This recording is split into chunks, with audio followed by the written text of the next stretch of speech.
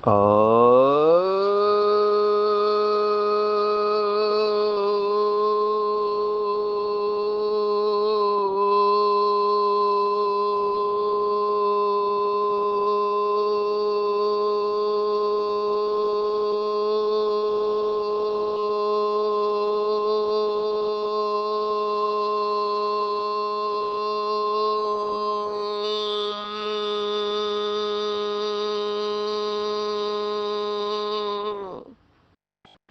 शांति।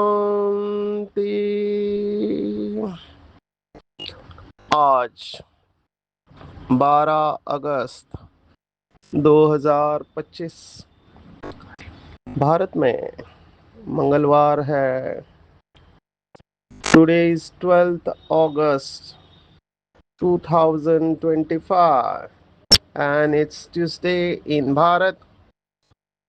आज की मुरली का जादुई रहस्य स्वयं को प्रेरणा देने के लिए magical secrets of today's Murli for motivating the self. आज की पूरी मुरली सेवा के ऊपर है। बाबा ने कहा कि बच्चों को सर्विस की बहुत उछल आनी चाहिए। अगर बच्चे ज्ञान और योग में पक्के हैं तो दूसरों को भी सिखाएंगे और सर्विस की वृद्धि करेंगे। विशेष आज बाबा ने दिल्ली कैपिटल और दिल्ली के भाई बहनों को याद किया है। उसमें भी बाबा ने आज स्पष्ट कहा कि ये भले शिव शक्ति पांडव सेना है लेकिन गोप लोग कमाल कर सकते हैं। ये बाबा ने आज साकार मुरली में कहा हुआ है। अभी इस मुरली को समझना है तो 69 के पहले जाना पड़ेगा। उस समय जो भी परिस्थितियां थी उस अनुसार ये मुरली चली है, लेकिन उस समय के बाद आज भी उतनी ही इम्पोर्टेंट है। बाबा ने कहा, कारण बताया है कि सर्विस की उछल क्यों नहीं आती है बच्चों के अंदर, और उसका कारण बाबा ने बताया है। सबसे बड़ा विघ्न क्रिमिनल आय। बाबा ने इसको बहुत कड़ी बीमारी बताई हुई है। ये कड़ी बीमारी आत्मा की बीमारी है। इसके वजह से सर्विस में उछल नहीं आती है। आज विशेष गृहस्थ परिवार वालों को याद किया है कि गृहस्थ में दोनों पहिए ठीक नहीं चलते तो गृहस्थी का बोझ हो जाता है। फिर हल्के हो सर्विस में उछल नहीं सकते हैं। बाबा का भाव भले गृहस्थ वालों के लिए, लेकिन हम सबके लिए ये बातें इंपॉर्टेंट है। कुमार कुमार यह भी सुने कि हल्के नहीं रहेंगे तो सर्विस में उछाल आ ही नहीं सकती है। हल्का रहना बहुत जरूरी है और हल्के वही रहेंगे। बाबा ने इसके ऊपर मुरलियां चलाई है। चारों ही सब्जेक्ट आपस में कनेक्टेड है, जुड़े हुए हैं। ये सब हम बाबा के बच्चे जानते हैं। अभी उसमें बाबा ने कहा ज्ञान अर्थात समझ। समझ के आधार पर बाबा को याद किया जाता है। कुछ दिन पहले मुरली में कहा था विधि पूर्वक, प्रेम पूर्वक, याद पूर्वक। ये शब्द बाबा ने इस्तेमाल किए थे। अभी कुछ दिन पहले कहा था कि परम धाम में याद करना चाहिए। तो परम धाम में प्रेम पूर्वक, विधि पूर्वक, याद पूर्वक अगर हम समझ के आधार पर बाबा को याद करते हैं तो याद का प्रूफ है कि आप हमेशा डबल लाइट रहेंगे, हल्के रहेंगे। धारणा होगी तो हल्के रहेंगे, और धारणा मूर्त सेवा के बगैर रह नहीं सकते हैं। ये भी उतना ही सच है। दो बातें हैं कि जितना अंदर धारण होगा, जिससे आपको खुशी मिलेगी, तो वो खुशी बांटने का दिल होता है। और दूसरा, जैसे कोई बर्तन, बकेट फुल हो जाता है तो वो ओवरफ्लो होता है। ओवरफ्लो माना बहने लगता है। तो अगर हम अंदर से भरपूर है तो हम दिए बगैर रह ही नहीं सकते हैं। ये नेचुरल होता है। तो अगर उछल नहीं आती है, इसका मतलब हल्के नहीं है, इसका मतलब धारणा नहीं है, इसका मतलब योग नहीं है। और यही आज की मुरली है। इसके गहराई में जाएंगे। बाबा ने देखो क्या कहा है। पहले बाबा नशे से शुरुआत कर रहा है। बीच में ये गीत बंद हो गए थे मुरली के, अभी फिर से चालू हो गए। आज का मुरली का गीत है, अभी जो अमृत वेले गीत लगता है, अमृत वेला शुद्ध पवन है, मेरे लाडलो जागो। ये गीत पहले नहीं था। पहले का गीत था जाग सजनिया जाग। क्योंकि उस समय बाबा के गीत नहीं होते थे तो फिल्म के गीत बजाते थे। जाग सजनिया जाग, नवयुग आया कि आया। अभी बाबा ने क्या कहा देखो इस गीत के बारे में। ड्रामा अनुसार टच किया हुआ है जो बच्चों को काम में आ जाता है। माना ये गीत भी बाबा ने लिखवाया है। अभी लिखने वालों को भी पता नहीं है कि भगवान उनके द्वारा ये गीत लिखवा रहा है ताकि उनके बच्चों को काम में आता है। और ऐसे गीत सुनने से बच्चों को नशा चढ़ता है। तो बच्चों को नशा चढ़ा रहना चाहिए कि अभी हम नई राजा स्थापन कर रहे हैं। ये नवयुग की बात है गीत के अनुसार। तो रावण से ले रहे हैं। और ये केवल बाबा के बच्चों को ही पता है। ये जो भगवत गीता में बताते हैं युद्ध हुआ, तो कुछ लोग युद्ध को मानते हैं। और गांधी जी जैसे कई आत्माओं ने कहा ये हमारे अंदर का युद्ध है। मुझे अभी कुछ दिन पहले किसी ने श्रीमद् भगवत गीता चिकित्सा करके एक वीडियो भेजा। ये नागपुर का है। तो वहाँ के वक्ता ने बताया कि कैसे गीता में, श्रीमद् भगवत गीता जो वर्तमान है ये प्रक्षेपित है, माना उसमें बहुत मिलावट हुई है। कल के मुरली में कहा था कि ग्रंथ में भी पहले हाथ से लिखा जाता था, बाद में उसमें मिलावट हुई है। तो अभी ये बहुत सारे लोग मानते हैं कि गीता को घुसेड़ दिया गया है महाभारत में। गीता इंडिपेंडेंट थी। तो अभी दुनिया वाले भी इस बात को रिसर्च कर रहे हैं। ऐसे लोग स्टेज पर आते जा रहे हैं। मेरे ख्याल से ये लैंडमार्क होगा। माना ऐसे और वक्ता लौकिक के अगर बताने लगे तो बाबा का ज्ञान सहज स्पष्ट हो जाएगा। पर ड्रामा प्लान अनुसार ये सब होने वाला है। उन्होंने बहुत अच्छी तरह से सुनाया। तो ऐसे वीडियो से ये पता चलता है कि रिसर्च करने वाले बहुत लोग हैं। उन्होंने लोकमान्य तिलक का रेफरेंस दिया, शंकराचार्य का रेफरेंस दिया। फिर उन्होंने तीसरा गांधी जी का रेफरेंस दिया और संत ज्ञानेश्वर का, क्योंकि महाराष्ट्र में संत ज्ञानेश्वर की जो भावार्थ दीपिका है जिसे ज्ञानेश्वरी कहते हैं वो काफी प्रचलित है।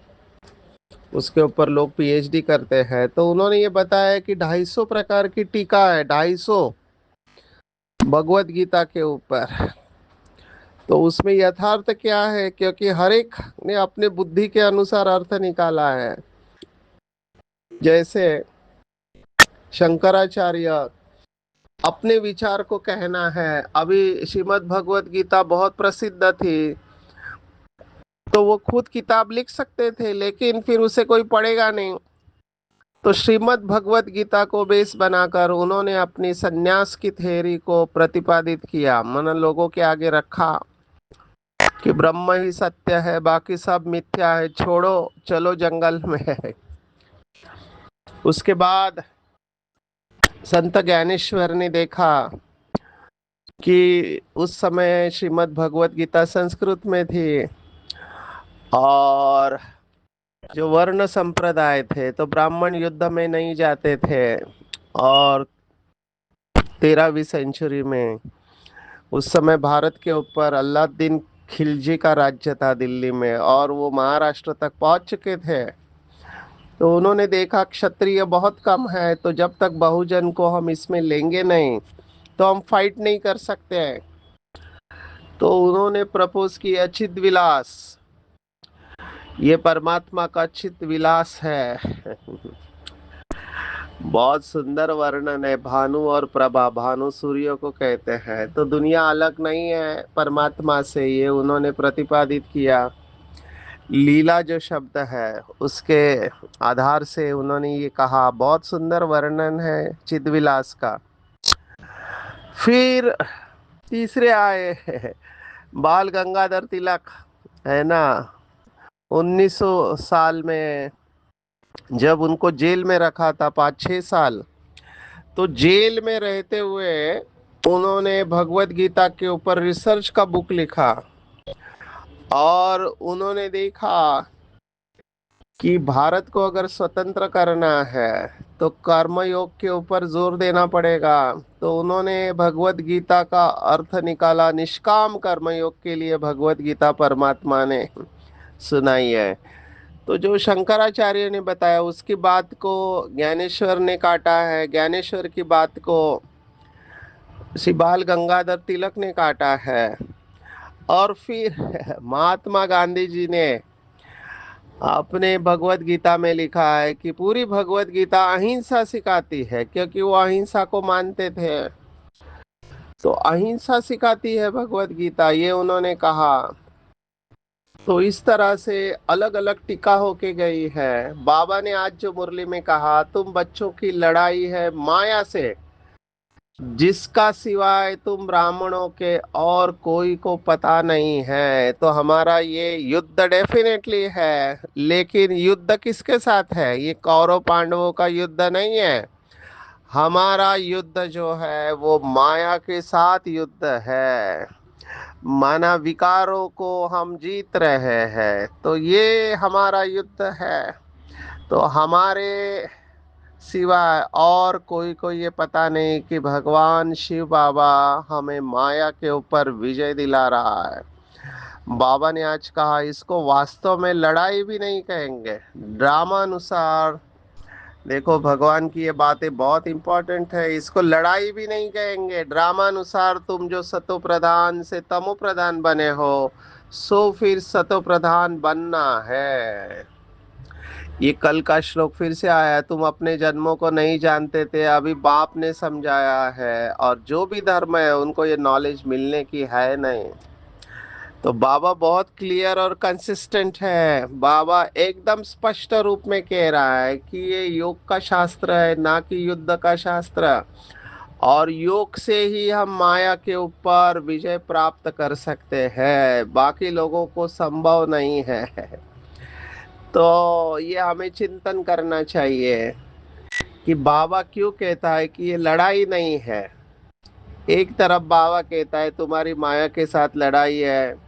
भगवत गीता कहती है पहले ही श्लोक में, धर्म क्षेत्र कुरुक्षेत्र, तुम धर्म क्षेत्र पर कुरुक्षेत्र पर हो।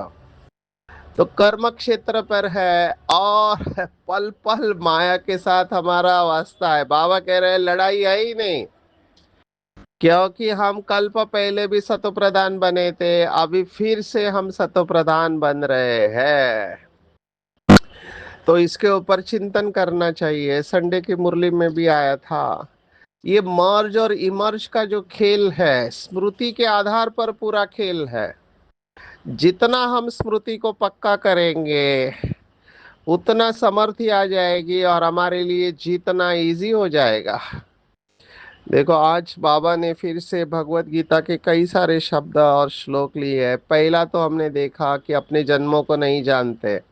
दूसरा अभी है कि तुमको तो अपने स्वधर्म में टिकना है, बाप को याद करना है। इसमें भी टाइम लगता है, ऐसे नहीं कि सिर्फ कहने से टिक जाते हैं। अंदर में ये स्मृति रहनी चाहिए, मैं आत्मा शांत स्वरूप हूँ। तो ये अभ्यास बाबा बता रहा है, अंदर में स्मृति रहनी चाहिए, मैं आत्मा शांत स्वरूप हूँ। हम आत्मा तमो प्रधान पतित बनी है, जब शांति धाम में थी तो पवित्र थी, फिर पाठ बजाते बजाते तमो प्रधान बनी है। अब फिर पवित्र बन हमको वापस घर जाना है। तो ये स्वदर्शन चक्र की बात जो कल आई थी, वो बात बाबा फिर से याद दिला रहा है।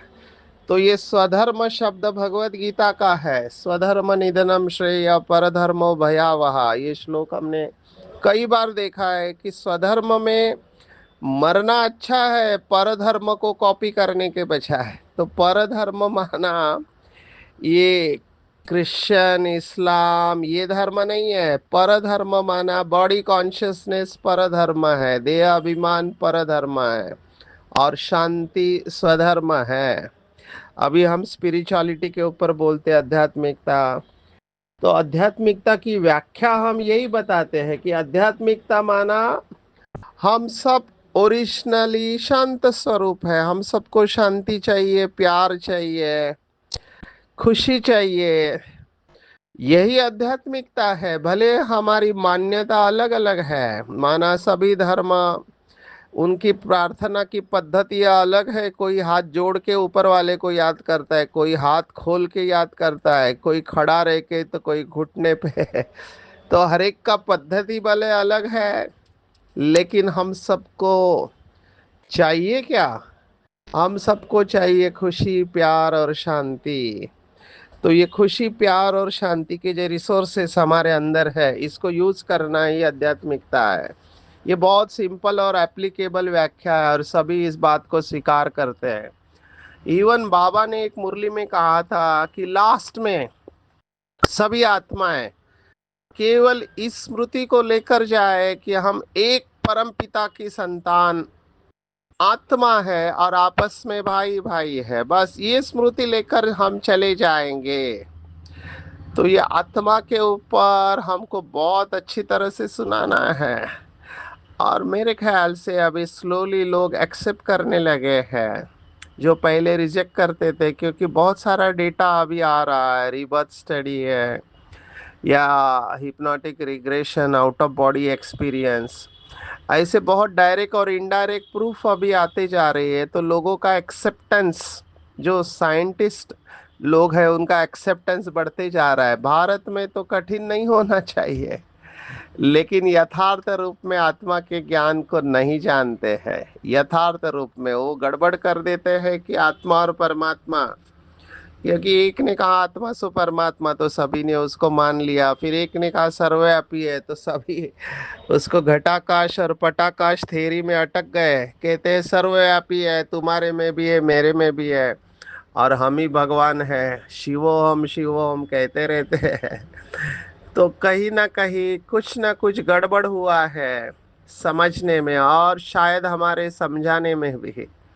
बाबा के बच्चे भी नंबरवार है।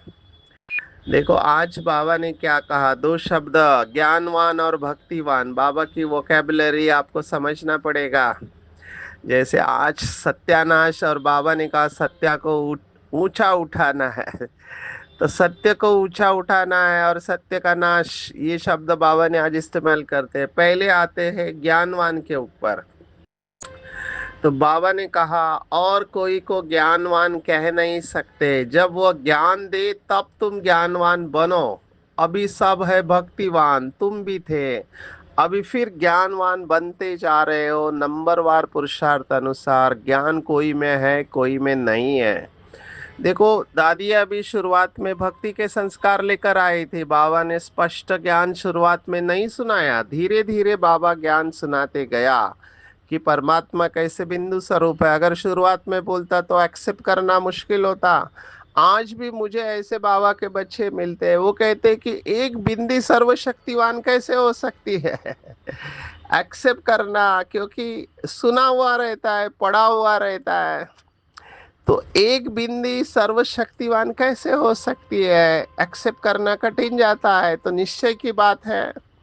अभी इसको सिद्ध करना बहुत सारी बातें हैं, मैं उसमें नहीं जाऊंगा। सूर्य के बारे में थोड़ा चिंतन करेंगे, जो पढ़े लिखे बाबा के बच्चे हैं। तो सूर्य एक गैस का गोला है, ये भी कई बाबा के बच्चों को पता नहीं कि वो केवल गैस का गोला है। पर उसके सरफेस पे और अंदर बहुत सारी एनर्जी है, और ये हाइड्रोजन हीलियम रिएक्शंस बोलते हैं, वो होते रहते हैं कंटिन्यूअस, जिससे इतनी एनर्जी रिलीज होती है। तो अगर सूर्य के अंदर इतनी एनर्जी है, तो बाबा भी एक सूर्य है, वो भी बिंदी है। इसमें बहुत सारे अंग्रेजी के शब्द है, न्यूक्लियर फ्यूजन और फिशन रिएक्शंस हम कहते हैं, ये साइंस के शब्द है। तो कंटिन्यूअस, दादी ने भी ये प्रश्न हमको स्पार्क विंग में पूछा था कि ये सूर्य और चांद, दादी ने देखो क्या प्रश्न पूछा था, सूर्य और चांद है, ये मांडवे की बत्तियां है, ऐसे बाबा कहता है, तो ये बत्ती बुझती क्यों नहीं है, हमेशा कैसे जली रहती है? ये दादी ने प्रश्न स्पार्क विंग की मीटिंग में हमसे पूछा था। तो कोई भी अग्नि तब तक जलती है, तब तक जब तक उसके अंदर ईंधन गिरता रहे, तो वो जलती रहेगी, वो कभी बुझने वाली नहीं है।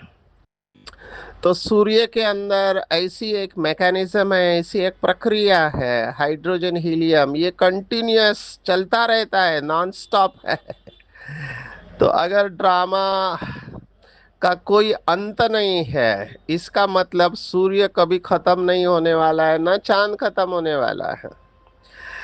तो कोई तो ऐसी मैकेनिज्म है जिससे कि सूर्य की एनर्जी रिन्यू होते रहती है, एग्जैक्टली यही मैकेनिज्म है शिव बाबा की। तो शिव बाबा को समझना है तो सूर्य को समझना पड़ेगा, हालांकि अभी तक सूर्य को समझ नहीं पा रहे हैं। जितना अभी वर्तमान नॉलेज है वो आपको सुना दिया, लेकिन और बहुत सारी इसमें बातें हैं, इसके ऊपर चिंतन करेंगे हम कि बाबा ऐसे क्यों कह रहा है। नंबरवार पुरुषार्थ अनुसार ज्ञान कोई में है, कोई में नहीं है। बाबा ने ये बात भी बहुत बार कही हुई है कि बहुत कम बच्चे मुझे जो हूँ जैसा हो समझ पाते हैं, सभी लोग समझ भी नहीं पाते हैं। आज भाइयों की महिमा की है, गोपों में कुछ ताकत है। उनको ख्याल रहता है कि संगठन हो जिसमें युक्तियां निकाले, सर्विस वृद्धि को कैसे पाए। माथा मार रहे हैं, नाम भल शक्ति सेना है, परंतु पढ़ी लिखी नहीं है। कोई फिर अनपढ़ भी पढ़े लिखे को अच्छा पढ़ाती है। अभी एग्जैक्टली आदरणीय जगदीश भाई के साथ हुआ, मुझे नहीं पता कि जो कुंज दादी थी जिन्होंने जगदीश भाई को कोर्स किया, वो कितनी पढ़ी लिखी थी। लेकिन जगदीश भाई डेफिनेटली ज़्यादा पढ़े थे और बहुत प्रश्न पूछ रहे थे, तो सभी दादियों ने सुनाया कि इन्होंने प्रश्न पूछकर हमको हैरान कर दिया था। तो आखिर में हमने कुंज दादी के पास भेजा, और कुंज दादी ने इनके सभी सवालों के जवाब दे दिए, तब जगदीश भाई सरेंडर हुए। तो ये बात बिल्कुल ठीक है, जो बाबा के बच्चों का योग बहुत अच्छा है, तो वो कोई भी सवाल पूछे वो जवाब दे सकते हैं। जैसे देखो, स्वामी विवेकानंद के बारे में कहते पढ़े लिखे थे, और स्वामी रामकृष्ण परमहंस पढ़े लिखे नहीं थे उस हिसाब से, लेकिन लॉजिक और तर्क में स्वामी जी को हरा दिया उन्होंने, और शक्ति के आगे तो उन्होंने सरेंडर कर दिया। जब बातों से काम नहीं बनता है तो शक्ति से काम बनता है। और उन्होंने केवल हाथ रखा या पैर रखा, मूवीज में पैर दिखाते हैं, तो वो बिल्कुल ध्यान में चले गए।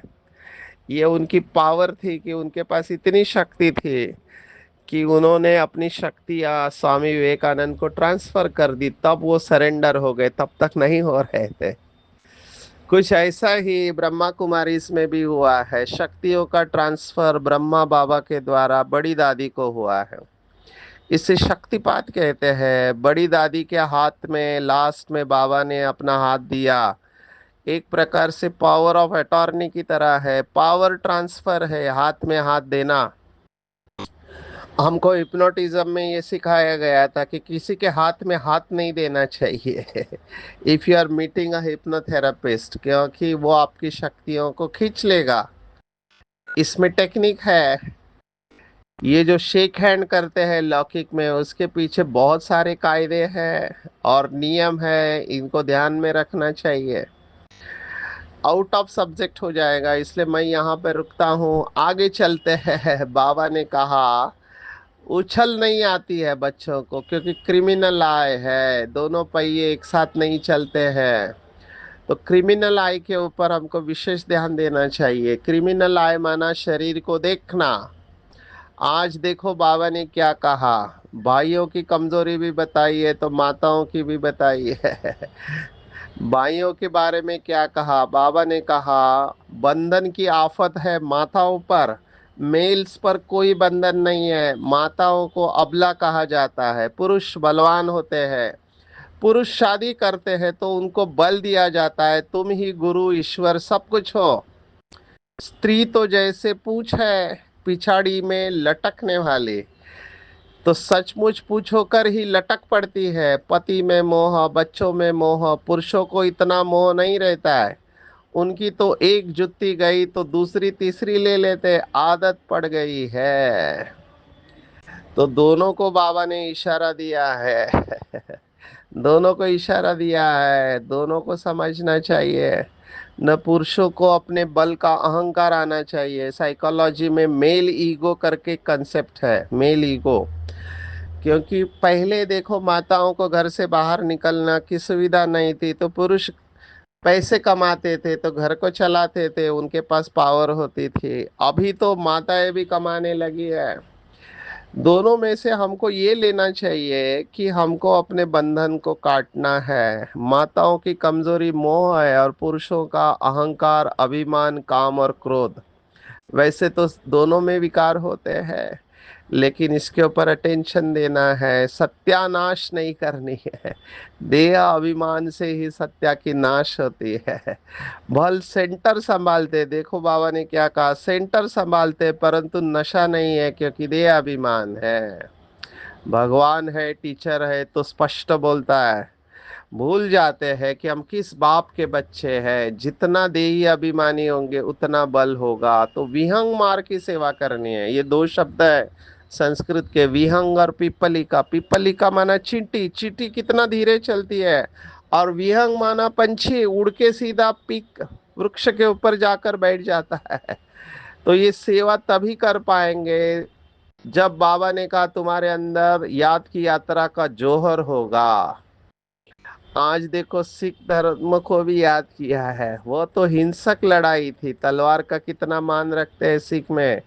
वास्तव में गुरु लोग लड़ाई थोड़ी कर सकते हैं, गुरु तो अहिंसक चाहिए ना, लड़ाई से थोड़ी ही सदगति होती है। तो सिख सिख लड़ाई के बारे में उन्होंने मुगलों से भारत को बचाया, ये उनकी वीरता है। लेकिन बाबा कह रहे हैं गुरु सच्चा वो होता है जो सदगति करता है। तो बाबा ने आज मुरली को भी याद किया, कहा कि याद में ही गुप्त मेहनत है, मुरली चलाना तो प्रत्यक्ष है। एक रस याद रहना चाहिए, नहीं तो गुटखा खाते रहेंगे। बाबा इतना समझाते हैं फिर भी कमांडर गफलत करते तो डिसमिस कर देते हैं। यहाँ भी ऐसे है, अच्छे अच्छे कमांडर्स, बाबा के बड़े बच्चे जिन्होंने बहुत सेवा की थी, फा हो जाते, माना माया के आगे हार जाते हैं। वरदान है लोहे समान आत्मा को पारस बनाने वाले मास्टर पारसनाथ बनना है। अभी पारस धातु का वर्णन पता है कि वो लोहे को टच करते ही लोहा भी सोना बन जाता है। यहाँ पर बाबा ने कहा आपके संग से लोहा भी पारस बन जाता है, सोना नहीं, पारस। पारस का काम है लोहे को पारस बनाना। तो हम सब लक्ष्य रखें कि हर संकल्प, हर कर्म ऐसे करना है कि शिव बाबा की लाइट की किरणें अनेक आत्माओं को गोल्डन बनाएगी। तो खुद बनना तो है ही है, लेकिन बाबा की शक्ति से औरों को भी बनाना है। बाबा ये हमेशा दो बातें कहता है, बनना और बनाना। इसके लिए साहस रखना है। साहस से माया के ऊपर विजय प्राप्त होगी, सम्मान मिलेगा। परमात्मा प्यार, दुनिया एक बूंद की प्यासी है और आप बच्चों का यह प्रभु प्यार प्रॉपर्टी है। प्रभु प्यार से ही पलते हो, अर्थात ब्राह्मण जीवन में आगे बढ़ते हो। देखो क्या स्लोगन बाबा ने बताया, प्यार है तो जहान है, जान है, प्यार नहीं तो बेजान और बेजहान है। प्यार मिला अर्थात जहान मिला। कितनी बड़ी महिमा बाबा ने परमात्मा प्यार की है। परमात्मा प्यार फाउंडेशन है, आधार है ब्राह्मण जीवन का। तो आज की पूरी मुरली में टेक होम सेवा की उछल आनी चाहिए। मनसा वाचा कर्मणा, याद में रहने का पुरुषार्थ करना है। मुख से ज्ञान की बातें ही सुनानी है। कोई भी अकर्तव्य नहीं करना है, किसी को दुख नहीं देना है। लोहे समान आत्मा को पारस बनाने वाले मास्टर पारस नाथ बनना है। हर कार्य को साहस से करेंगे तो सर्व का सम्मान प्राप्त होगा। और परमात्मा प्यार ब्राह्मण जीवन का आधार है। प्यार मिला अर्थात जहान मिला। हमारी ये प्रभु प्यार प्रॉपर्टी है, तो सदा प्यार के सागर में लवलीन रहना है। अच्छा, ओम शांति।